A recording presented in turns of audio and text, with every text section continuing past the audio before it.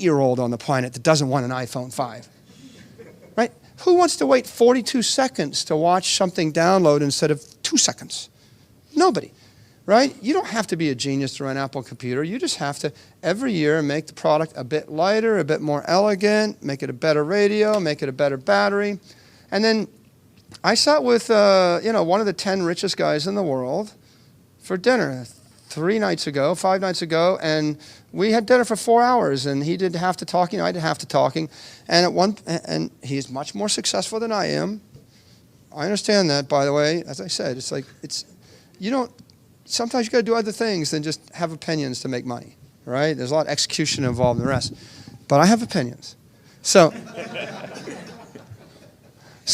he said to me, Apple computer, can these guys hold their prices? Aren't they going to follow the model of the PC industry? And aren't their prices going to taper down? Their 40% margins are going to become 30 and 35 and 20.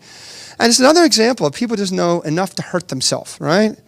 If you go to France, and this is the benefit of seeing enough, you go to France, you see Bernard Arnault runs a company, LVMH. They're selling handbags for $4,000, $3,000, $2,500 each. This is a device that women view as fashion, and it's 10,000 years old. And for 10,000 years, no, the prices are not lower after 10,000 years. If you actually care about this thing, how many women have $300 pair of shoes? How many have 2? How many have more than 2?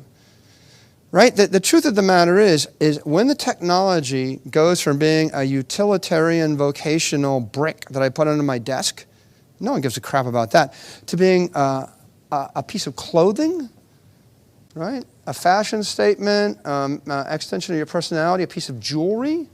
And iPhones, iPads, they're somewhere between clothing and jewelry and accessory.